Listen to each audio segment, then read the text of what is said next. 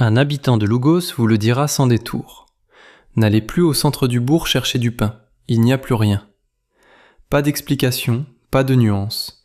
Juste cette phrase, sèche comme un rideau qu'on tire pour la dernière fois. Selon les données de l'ANCT et de l'INSEE, en 2021, plus de 21 000 communes françaises ne disposaient d'aucun commerce de proximité, soit 62% du total.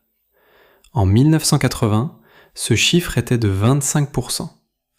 En 40 ans, le tissu commercial rural s'est effondré sans que la plupart des gens vivant en ville aient jamais eu à le remarquer. Ces 12 communes ont toutes franchi ce seuil. Mais ce n'est pas seulement une histoire de fermeture, c'est une histoire de ce qui reste après. Par dernier commerce, on entend ici le dernier commerce de proximité. Boulangerie, épicerie, café-épicerie ou bar multiservice. Le village peut conserver un artisan, un gîte, une exploitation agricole. Ce n'est pas la même chose. Ces commerces-là ne se fréquentent pas sans rendez-vous, sans trajet, sans intention préalable. Dans ces communes, le dernier commerce n'était pas seulement un endroit où acheter du pain. C'était souvent le dernier lieu où les habitants se croisaient sans rendez-vous. Et quand ce lieu disparaît, quelque chose d'autre disparaît avec lui. Quelque chose que ni la mairie, ni l'association, ni le camion ambulant ne remplacent tout à fait de la même manière. Ce phénomène ne touche pas seulement les hameaux de 50 âmes perdus dans les plateaux du Massif central. Il touche des bourgs de 500 habitants, de 900, de 1500. La France de 2026 compte des communes plus grandes que certains quartiers de villes moyennes où le pain ne sort plus du four depuis des années. Voici 12 d'entre elles. Il y a des fermetures qui passent inaperçues, parce qu'elles arrivent là où on les attend. Et puis il y a Lugos. 1155 habitants, selon la population fiscale DGFiP 2025, dans un département, la Gironde, que les indices économiques classent parmi les plus dynamiques du pays. Un bourg situé à moins d'1 heure de Bordeaux. Un territoire que personne n'associe spontanément au déclin rural. Et pourtant, au printemps 2025, entre avril et mai, la boulangerie de Lugos ferme. Pas une boulangerie parmi d'autres, la seule. Le dernier commerce de proximité de la commune. Du jour au lendemain, 1155 habitants n'ont plus nulle part où acheter une baguette à moins d'un trajet en voiture vers les communes voisines ou vers les grandes surfaces de l'axe Bordeaux-Arcachon. Ce qui rend ce cas particulier, ce n'est pas le chiffre de la fermeture, c'est ce que révèle la situation préalable. Pendant des années, une seule boulangerie soutenait l'intégralité de l'activité commerciale quotidienne du bourg. Un seul point de contact. Un seul endroit où l'on pouvait croiser sa voisine en achetant son pain. Entendre les nouvelles du village, savoir que quelqu'un avait déménagé ou qu'un enfant venait de naître. La densité sociale d'une commune entière concentrée dans un seul comptoir. Quand ce point unique cède, la transformation est immédiate. Lugos ne devient pas un village fantôme, la mairie fonctionne, l'école accueille des enfants, les habitants restent. Mais le bourg change de nature. Il passe de commune autonome à satellite résidentiel de Bordeaux. Les courses se font ailleurs. Les trajets s'organisent différemment. Et la probabilité de croiser quelqu'un par hasard, sans raison, sans intention préalable, se réduit considérablement. C'est précisément cela que les chiffres ne capturent pas. La perte d'un commerce de proximité dans une commune de cette taille ne se mesure pas en chiffre d'affaires ou en emploi détruit. Un seul poste, peut-être 2 dans une petite boulangerie rurale. Elle se mesure en interactions qui n'auront pas lieu, en liens qui ne se formeront pas, en voisins qui habiteront le même bourg pendant 10 ans sans jamais se croiser autrement que par hasard sur la route départementale. Ce qui reste à Lugos en 2026. La mairie bien sûr, l'école, les associations sportives et culturelles qui rythment la vie locale. Peut-être un camion de boulangerie ambulant qui passe 1 ou 2 fois par semaine, comme dans beaucoup d'autres communes de ce type. Mais pas de lieu de vie quotidienne, pas d'espace commercial ou entrée, sans qu'on vous demande pourquoi vous venez. L'inconvénient est réel et concret pour les habitants qui ne conduisent pas, pour les personnes âgées dont la mobilité se réduit d'année en année, pour quiconque souhaite simplement récupérer quelque chose en rentrant chez soi sans planifier un déplacement. Lugos ouvre cette liste parce qu'il brise l'argument démographique avant même qu'il soit formulé. On pourrait croire que le problème ne concerne que les communes de 200 habitants, les villages enclavés, les terres aux confins des plateaux. Lugos démontre le contraire.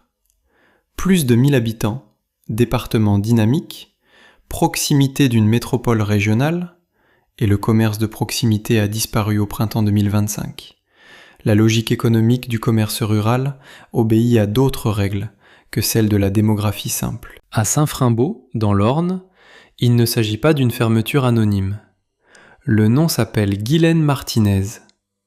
Elle a ouvert son épicerie sous enseigne Viveco en 1987 et n'a pas quitté son comptoir pendant 38 ans. 38 ans, pas 40, pas plusieurs décennies. 38 ans précisément, et cette précision a son importance parce qu'elle correspond à une vie de travail entière dans un seul et même bourg de 551 habitants. Le 31 octobre 2025, elle baisse le rideau pour la dernière fois. Pas parce que l'épicerie était déficitaire depuis l'origine, pas parce que la commune s'était vidée d'un coup, mais parce qu'au moment où elle a cherché quelqu'un pour lui succéder, personne ne s'est présenté.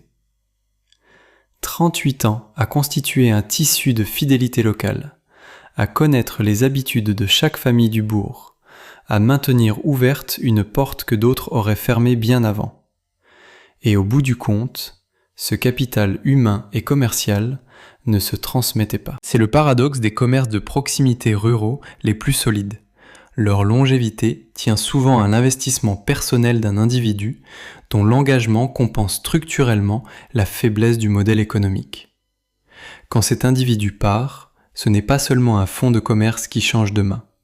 C'est un équilibre fragile qui se rompt d'un seul coup, parce qu'il n'a jamais existé de façon structurelle, il existait sous la forme d'une personne qui avait choisi d'y consacrer sa vie. Saint-Frimbault compte 551 habitants. Le tissu social d'un village de cette taille se construit autour de quelques points d'ancrage. La mairie, l'école si elle est encore ouverte, l'église pour ceux qui la fréquentent, et le commerce. Quand l'épicerie de Guylaine Martinez existait, elle était ce point-là. L'endroit où l'on passait plusieurs fois par semaine, où l'on échangeait des nouvelles sans avoir prévu de le faire, où l'on avait l'impression d'appartenir à un lieu commun. Ce qui reste en 2026 à Saint-Frimbault, la mairie qui a réagi avec une certaine rapidité.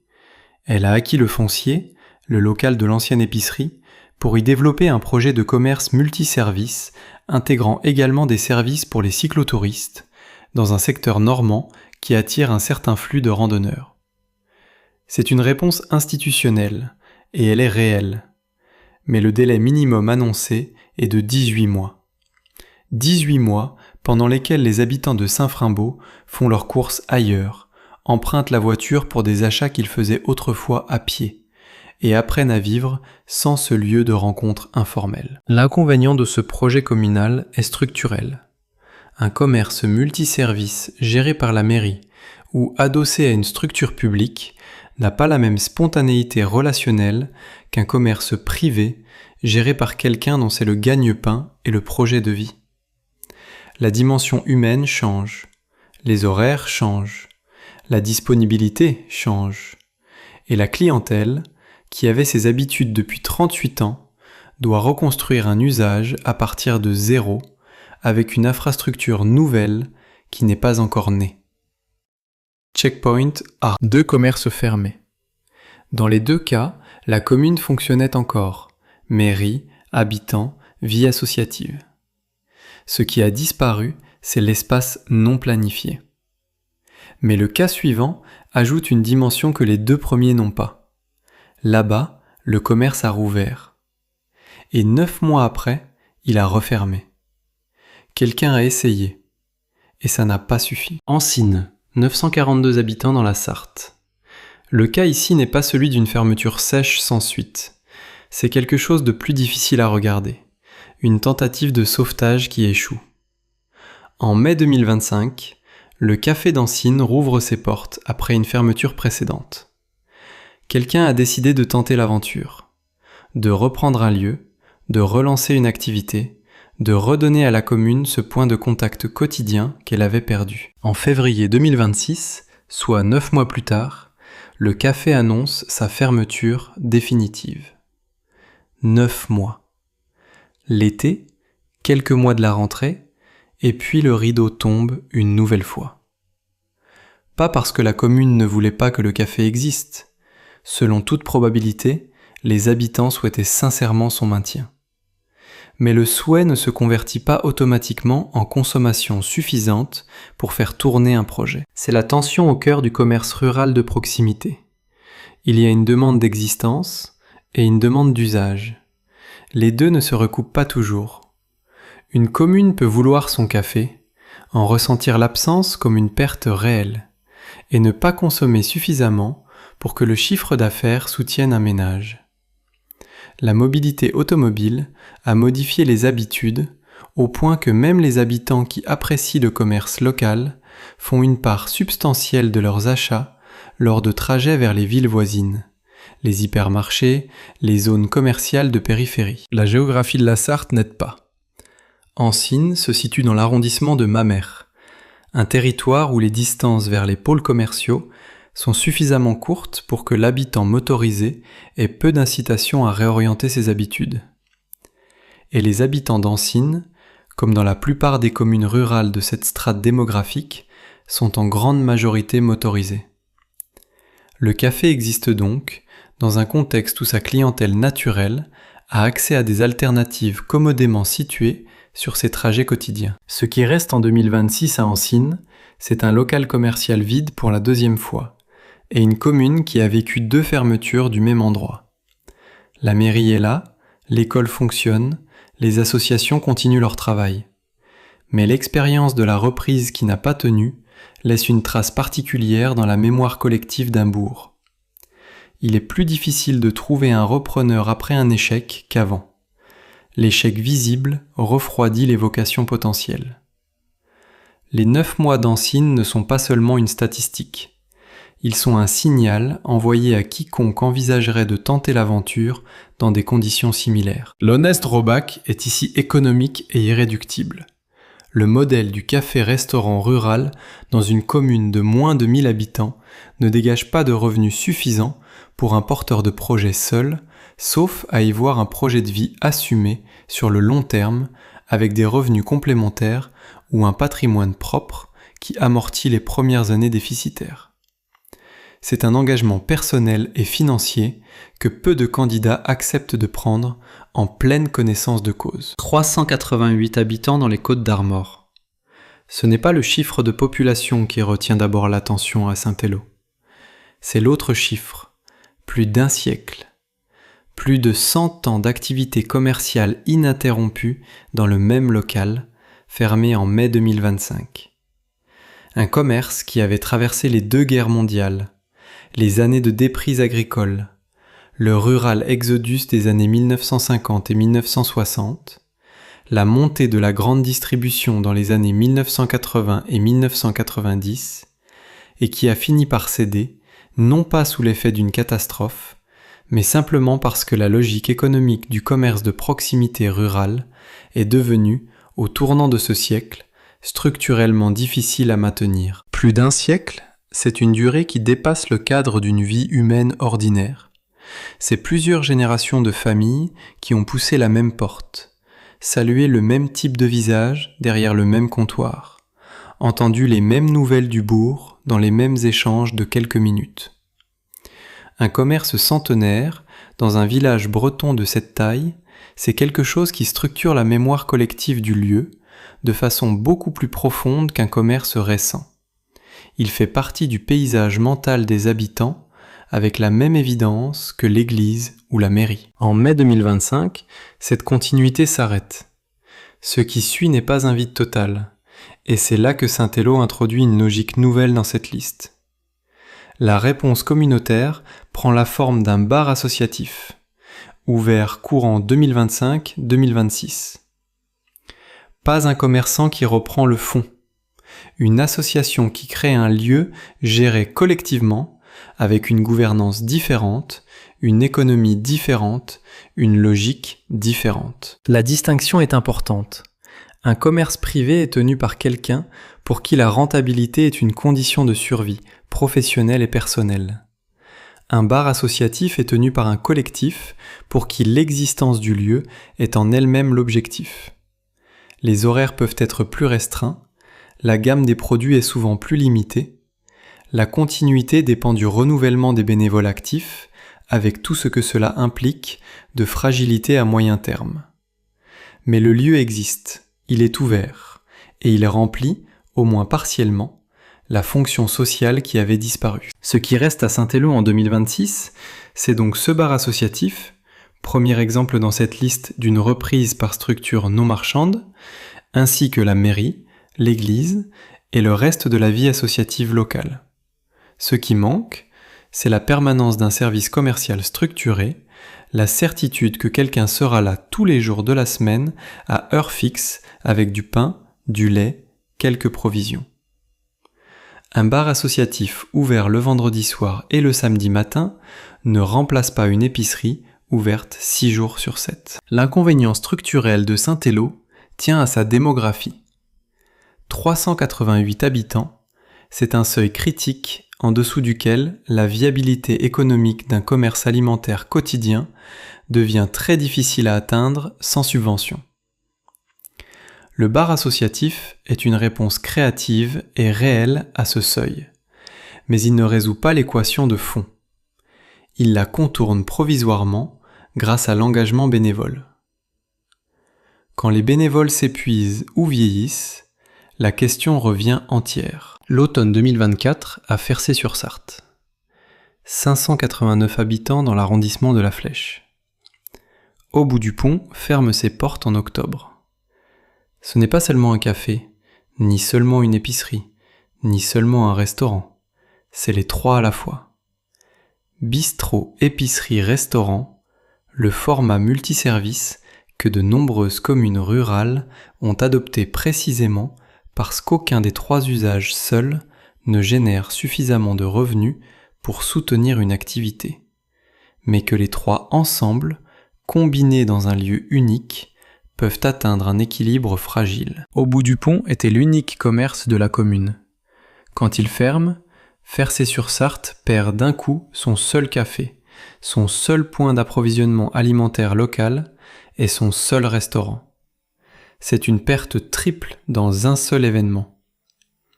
Et c'est précisément parce que ces fonctions étaient concentrées en un seul point que leur disparition simultanée est aussi visible, aussi ressentie. Ce qui distingue Fercé-sur-Sarthe dans cette liste, c'est la réponse institutionnelle qui suit.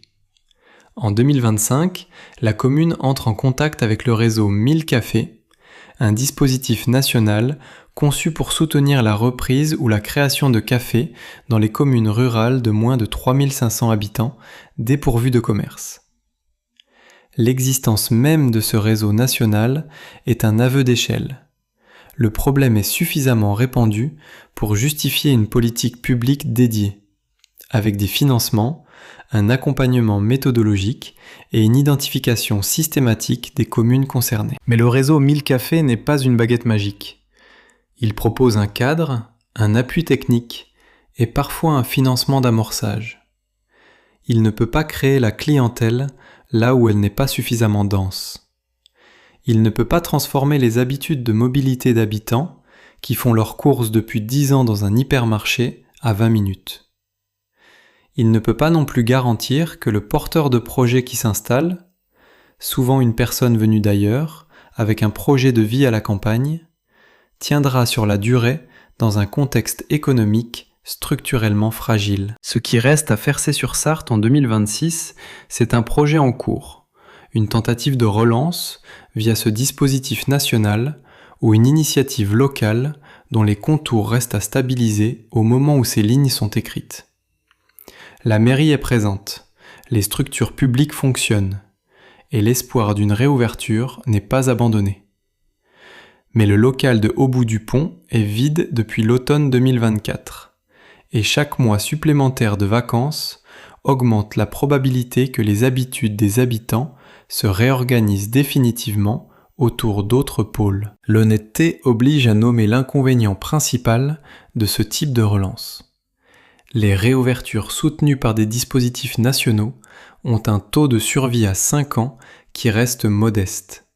Non par défaut du dispositif lui-même, mais parce que les facteurs qui ont conduit à la fermeture initiale, démographie insuffisante, concurrence des grandes surfaces, évolution des habitudes de consommation, ne disparaissent pas avec l'ouverture d'un nouveau porteur de projet.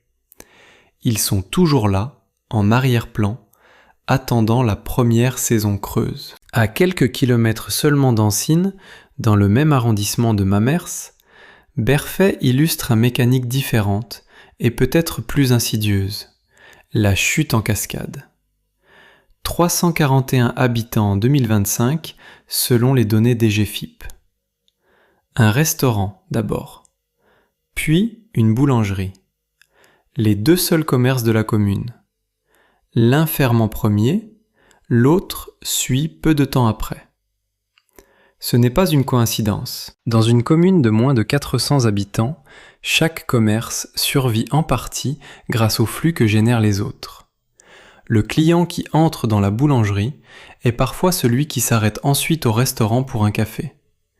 Les livraisons coordonnées, les achats croisés, les habitudes de passage, tout cela crée une microéconomie de flux dans laquelle chaque point de vente contribue à la viabilité de son voisin. Quand le restaurant ferme, la boulangerie perd une fraction de ses clients réguliers, celle qui combinait les 2 arrêts dans la même sortie.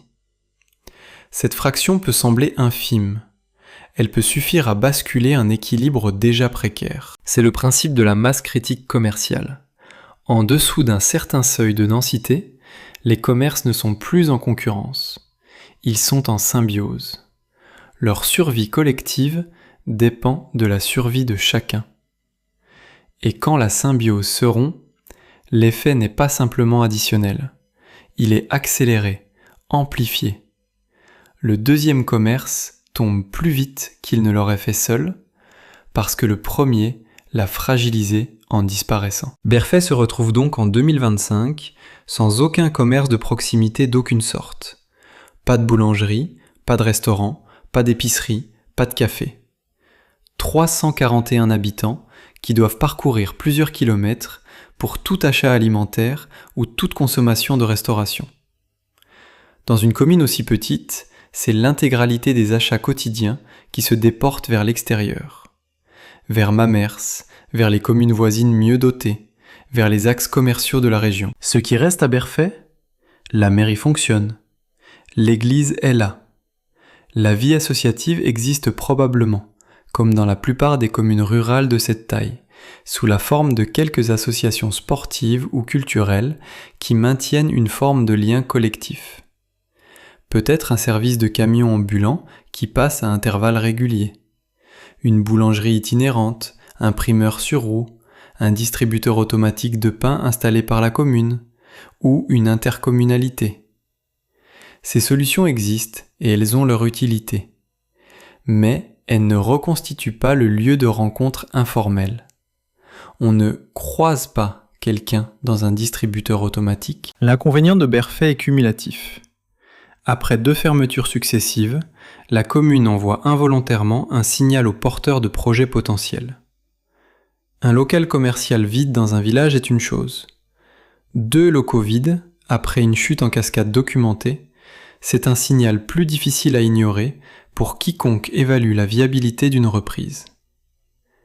La commune doit maintenant inverser une dynamique perçue, pas seulement trouver un repreneur. Checkpoint B. 6 communes, 6 fermetures.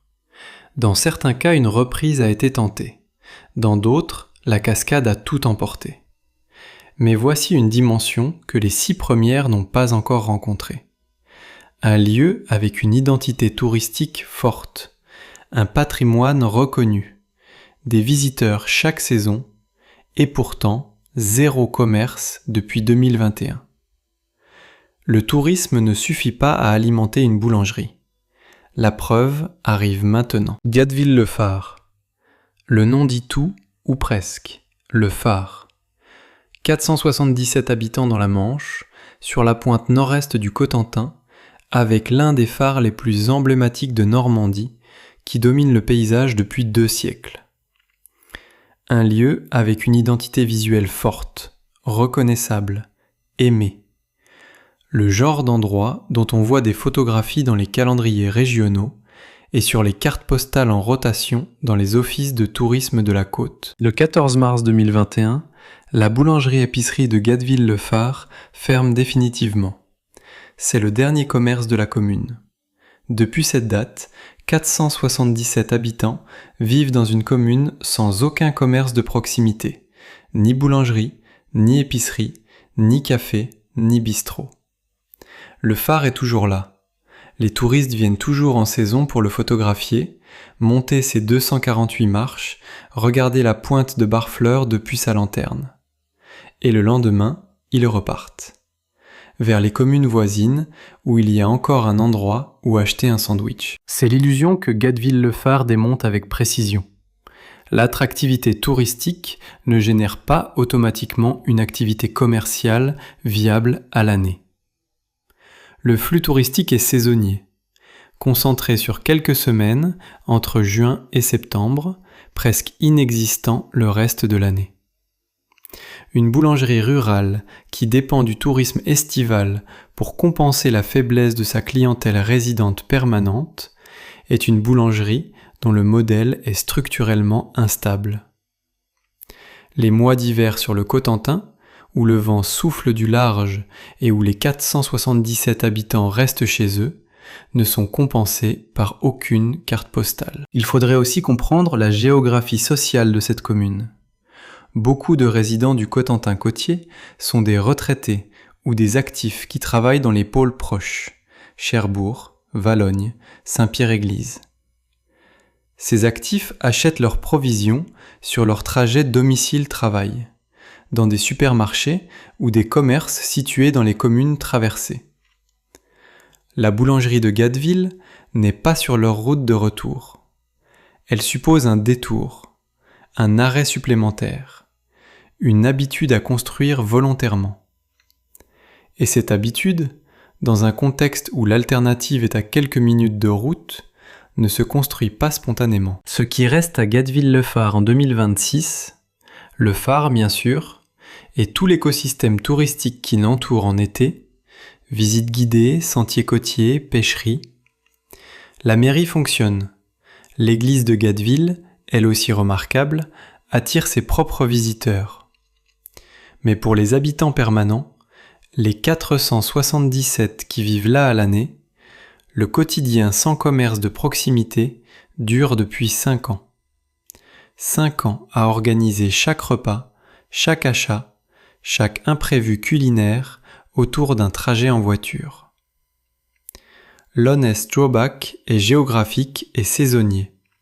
Vivre ici sans voiture en dehors de la saison touristique est objectivement difficile. La question que personne ne pose directement, mais que la situation de Gatteville soulève, est celle du vieillissement.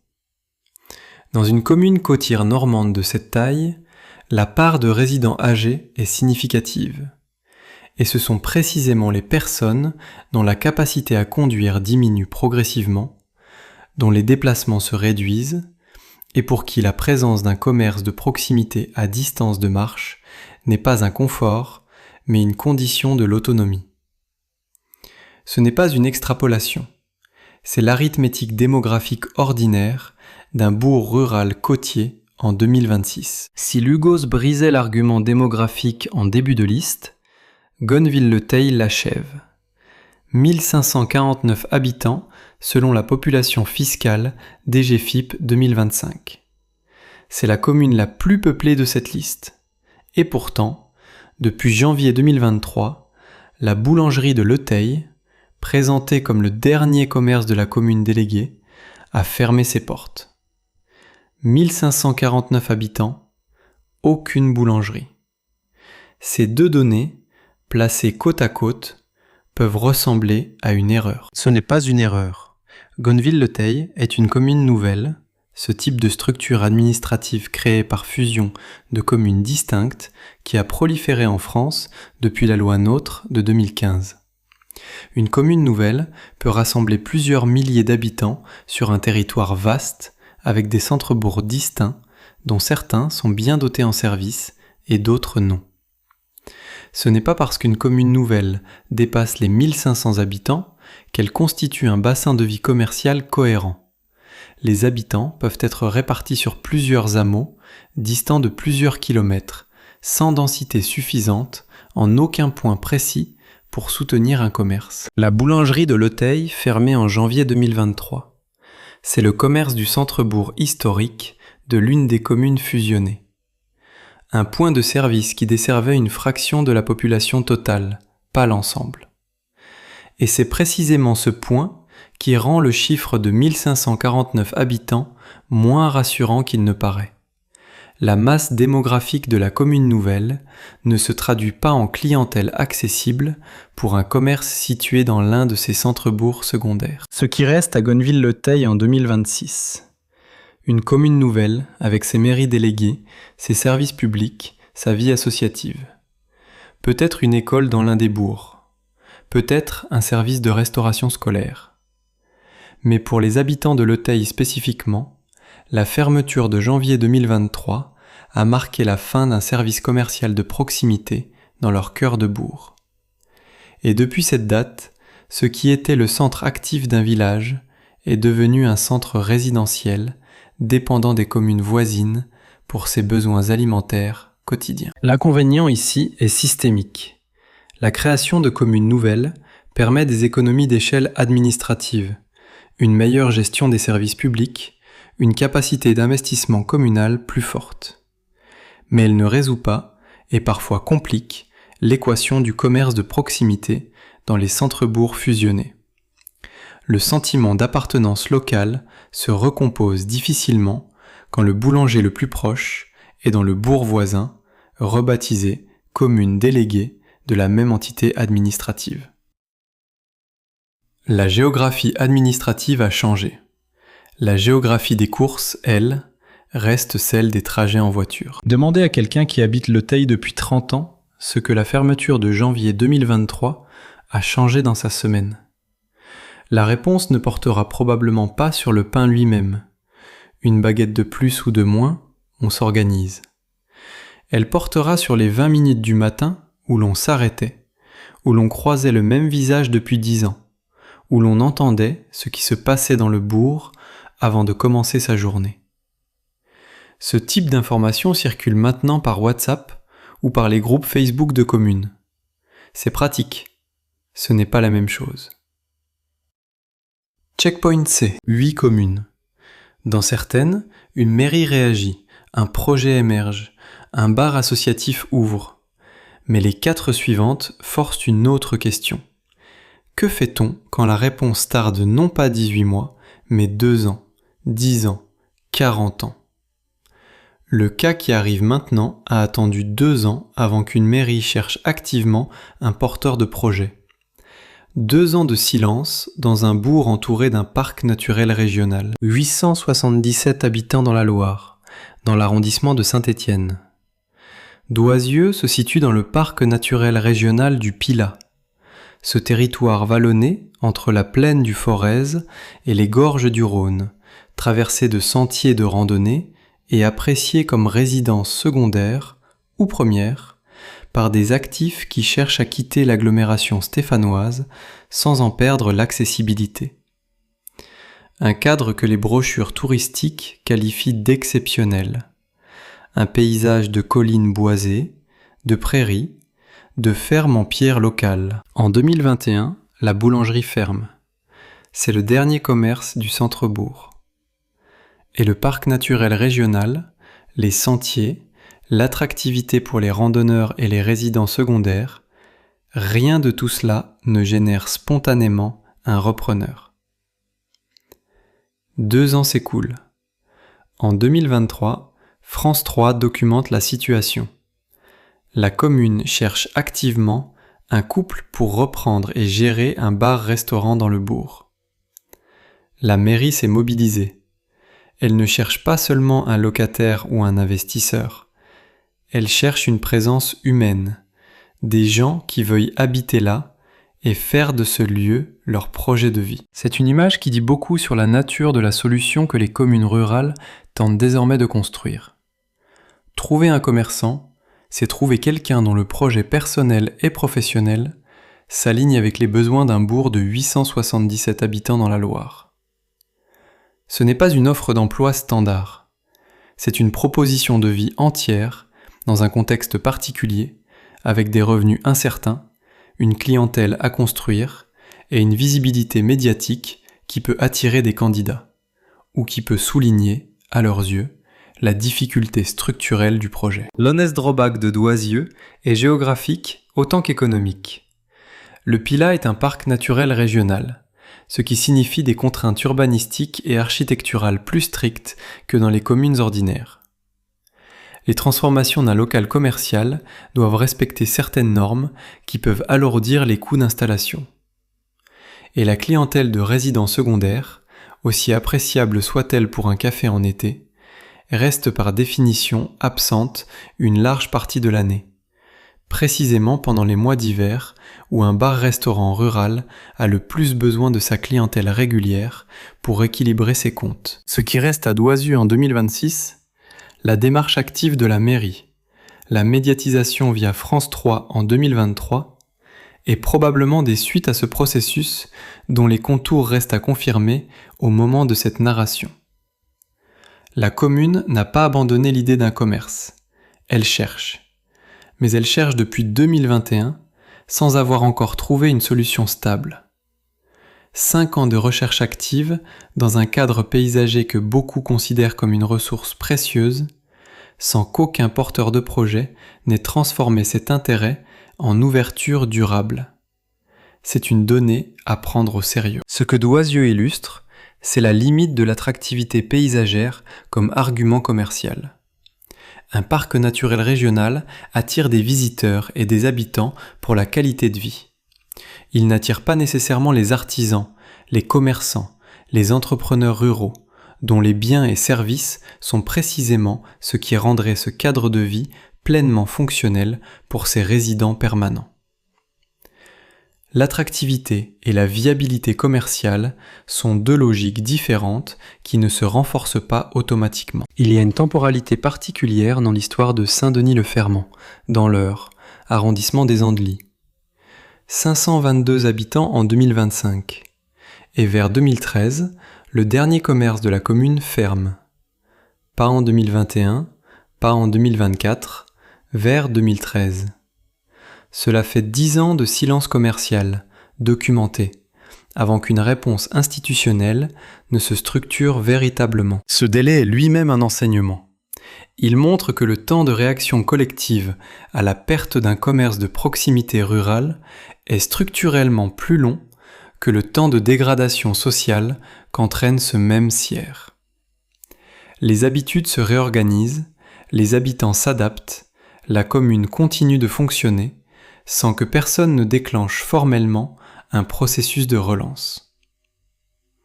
Et puis, 10 ans après, une énergie se reconstitue, un projet prend forme, et France 3 en fait le récit en 2023. Le projet en question est une épicerie participative et citoyenne soutenue par le dispositif France Ruralité, un programme d'accompagnement public destiné aux communes rurales qui cherchent à recréer des services de proximité selon des modèles non marchands. L'épicerie participative, c'est un format dans lequel les habitants sont à la fois clients, bénévoles et copropriétaires symboliques du lieu. Ils contribuent en temps ou en cotisation à son fonctionnement. En échange, ils ont accès à des produits à tarifs réduits et à un espace commun. C'est un modèle qui a fait ses preuves dans certains contextes, notamment urbains ou périurbains, où la densité de population et le tissu associatif existant permettent de recruter suffisamment de bénévoles pour faire fonctionner l'infrastructure. Dans une commune de 522 habitants, La question est celle du vivier. Combien de personnes sont disponibles, motivées et capables de s'engager régulièrement sur le long terme? Combien resteront impliqués dans 5 ans, dans 10 ans, quand l'enthousiasme initial se sera dissipé? Ce n'est pas une critique du modèle, c'est une observation sur ses conditions de réussite. L'épicerie participative de Saint-Denis-le-Fermant, si elle ouvre et si elle tient, sera une réponse concrète à 10 ans de vide commercial.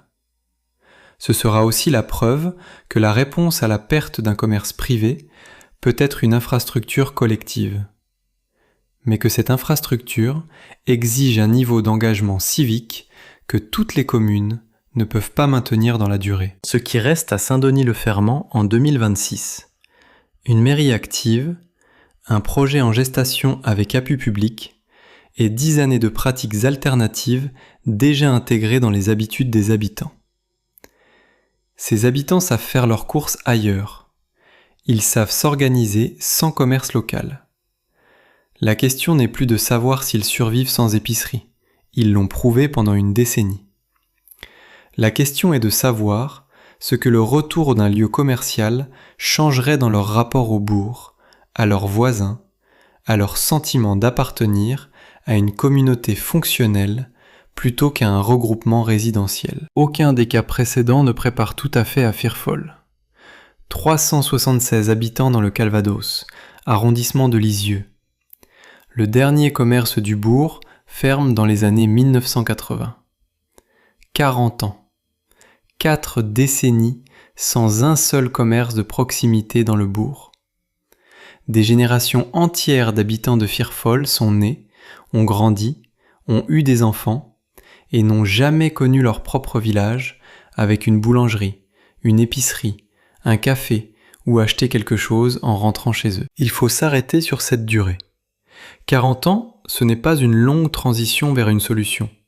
C'est une normalisation totale de l'absence. Pour les habitants de moins de 40 ans à Firfol, le bourg sans commerce n'est pas une perte mémorisée. C'est simplement la réalité ordinaire du lieu. Ils n'ont pas connu autre chose.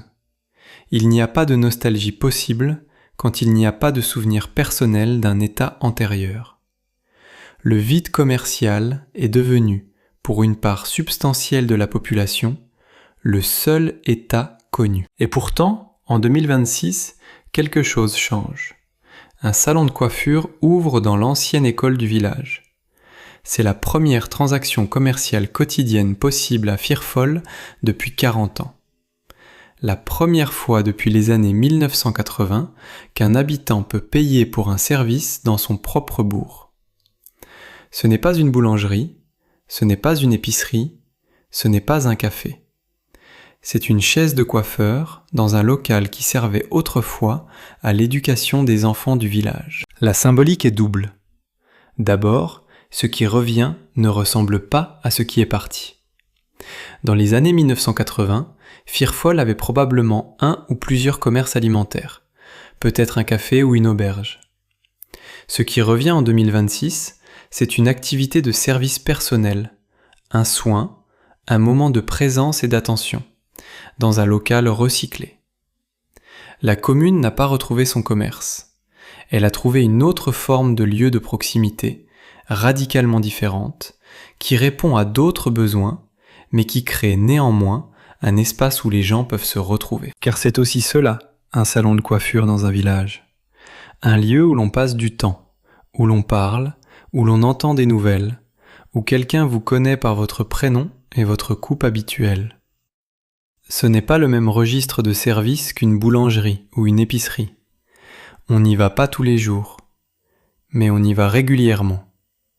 Et cette régularité crée un tissu de présence, une connaissance mutuelle, un sentiment diffus d'appartenir au même lieu. L'honest drawback de Firfol est radical et structurel. 376 habitants dans le Calvados, à une distance significative de Lisieux et des pôles commerciaux de l'axe normand. Pendant 40 ans, la commune a fonctionné comme un village dortoir dans les faits, même si les habitants n'utilisent pas ce terme pour se définir. La voiture est indispensable. l'autonomie sans véhicule est quasi nulle. Les personnes âgées, les adolescents sans permis, les ménages sans voiture, leur vie à Firfol suppose une dépendance permanente sur d'autres personnes pour les déplacements élémentaires. Le salon de coiffure de 2026 est donc plus qu'une anecdote. C'est le signal que 40 ans d'absence commerciale n'ont pas tué la possibilité d'un retour, même partiel, même sous une forme imprévue. C'est aussi la preuve que ce retour ne ressemblera pas à ce qui existait avant. La commune de 2026 n'est pas la commune des années 1980. Ses habitants ont des habitudes différentes, des attentes différentes, des modes de vie différents. Le commerce de proximité, qui pourrait s'installer à Firfol aujourd'hui, si tant est qu'un porteur de projet se manifeste, devrait s'adapter à ses habitants tels qu'ils sont, pas tels qu'ils étaient quand le dernier rideau a été tiré. Ce qui reste à Firfol en 2026, c'est ce salon de coiffure dans l'ancienne école. Et tout ce que cette image dit sur la manière dont les communes rurales réinventent leur tissu de services quand les formes traditionnelles du commerce de proximité ne reviendront probablement pas sous leur forme d'origine. La mairie est là. L'église est là. Et maintenant, pour la première fois en 40 ans, quelqu'un coupe des cheveux à l'endroit où des enfants apprenaient à lire. C'est un début.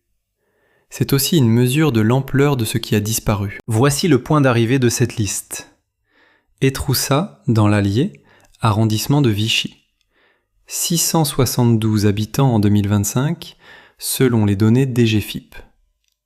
En septembre 2017, l'épicerie bar, dernier commerce de la commune, ferme définitivement. Pas d'annonce particulière dans la presse nationale. Pas de mobilisation médiatique. Un commerce qui ferme dans un bourg du Bourbonnais, comme des centaines d'autres cette année-là dans les communes rurales du centre de la France. En 2026, cela fait presque 9 ans.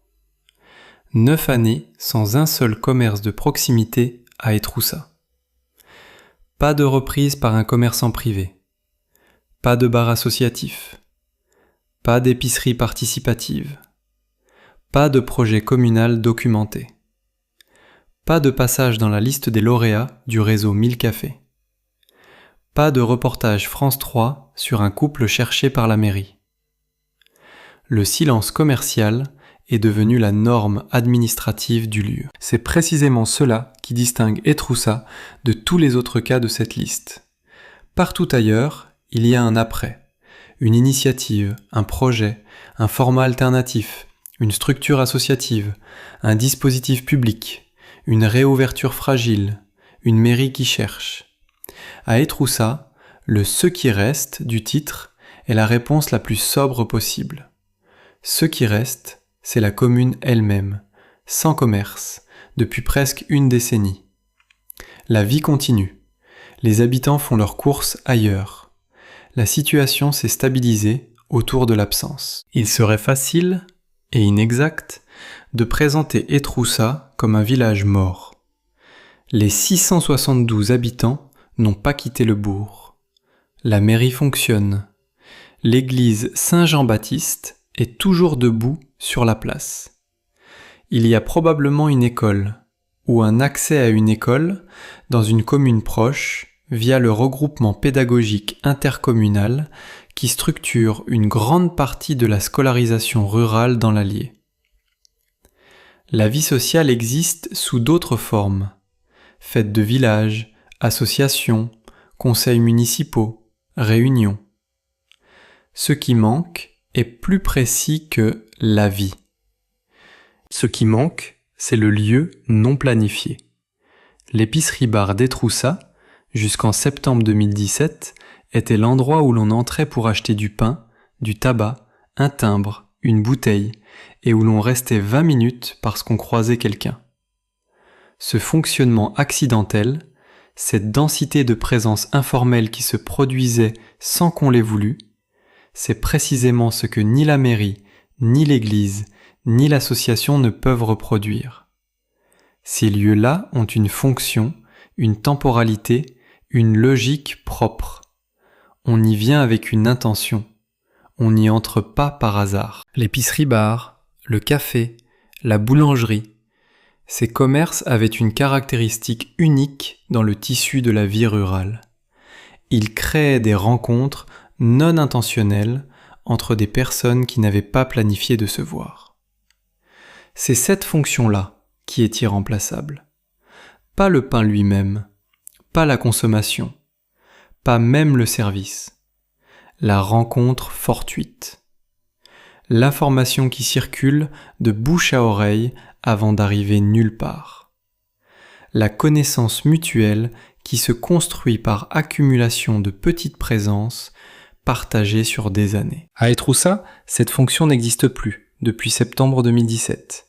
Et il est probable, pas certain mais probable, qu'elle ne reviendra pas dans sa forme originale.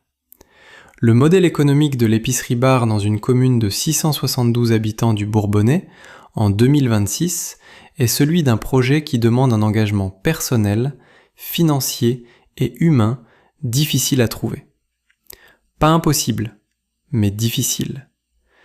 Et presque 10 ans de vacances commerciales constituent un signal que le marché, les porteurs de projets et les dispositifs publics n'ont collectivement pas réussi à inverser. L'Aunesse-Drobak d'Etroussa est structurel et géographique. L'Allier est l'un des départements les plus touchés par la déprise démographique en France. Un territoire où des pans entiers du monde rural se dépeuplent lentement depuis plusieurs décennies, où la proportion de personnes âgées est parmi les plus élevées du pays, et où la distance aux services de santé, d'emploi et de formation contraint les jeunes ménages à s'installer ailleurs. 672 habitants en 2025. C'est une commune viable administrativement. C'est une commune fragile commercialement. Ce que l'histoire d'Etroussa dit, en creux, sur l'ensemble de cette liste, c'est qu'il existe un point au-delà duquel le silence commercial cesse d'être un problème en attente de solution et devient une condition normale d'existence d'un bourg rural. Les habitants qui vivent à Etroussa aujourd'hui ont intégré cette absence dans leur mode de vie. Ils font leurs courses à Vichy, à Cussé, à Saint-Pourçain-sur-Sioule. Il n'est pas besoin d'une épicerie à Etroussa pour vivre. Mais ils ont perdu quelque chose que ces trajets et ces achats ne leur redonnent pas.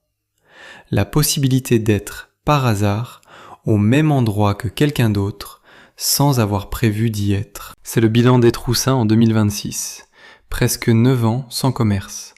La mairie reste, l'église reste, les habitants restent, et l'espace qui permettait les rencontres non planifiées ne revient pas. Ce n'est pas la mort d'une commune, c'est quelque chose de plus discret, de plus difficile à nommer, et peut-être pour cette raison, plus difficile à réparer. Un bourg où la communauté cherche activement un repreneur depuis des années, et un autre où presque une décennie s'est écoulée sans qu'aucune tentative ne se soit concrétisée. Même pays, même époque. Deux rapports radicalement différents à l'absence. La vraie question n'est pas de savoir si ces communes survivent sans commerce. Elles survivent, les chiffres de population le montrent. La question est de savoir ce que l'on perd précisément quand le dernier endroit où l'on pouvait se croiser sans l'avoir décidé ferme définitivement, et si quelque chose d'autre, un jour, peut vraiment remplir ce rôle. Dans lequel de ces 12 bourgs auriez-vous le plus de mal à imaginer votre quotidien sans commerce? Non pas pour des raisons pratiques, mais pour des raisons de lien social. Répondez en commentaire. Et si ce format d'enquête sur ce que la France rurale perd et préserve vous intéresse, abonnez-vous